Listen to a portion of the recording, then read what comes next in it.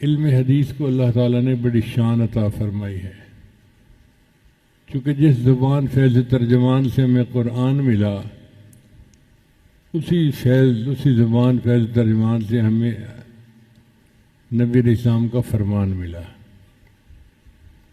علماء دیوبند کے نزدیک نبی علیہ السلام کے جسم اطہر سے جو مٹی لگ رہی ہے وہ بیت سے، حجر اسود سے اور عرش معلیٰ سے بھی افضل ہے، تو پھر ان کی زبان سے نکلے ہوئے الفاظ کا کیا مقام اور مرتبہ ہوگا۔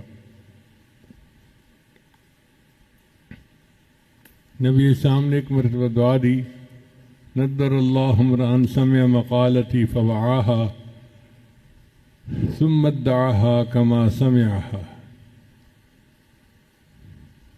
اللہ اس شخص کے چہرے کو تروتازہ رکھے جس نے میری بات کو سنا، اس کو یاد کیا اور آگے پہنچایا۔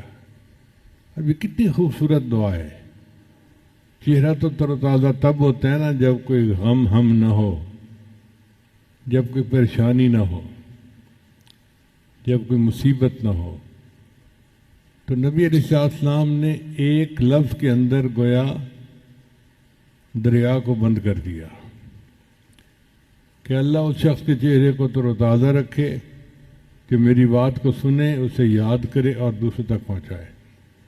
اور ایک اور حدیث میں آتا ہے کہ نبی السلام نے فرمایا اللہم ارحم خلفائی، 3 مرتبہ کہا۔ صحابہ نے پوچھا اے اللہ کے حبیب وسلم، آپ کن کے بارے میں یہ کہہ رہے ہیں؟ تو نبی السلام نے فرمایا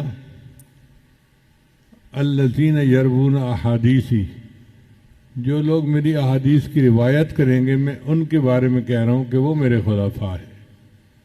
اللہ اکبر کبیرہ، یعنی ایسا علم ہے کہ جس کو آگے روایت کرنے پر نبی علیہ السلام فرماتے ہیں کہ وہ بندہ میرا خلیفہ ہے، میرا نائب ہے۔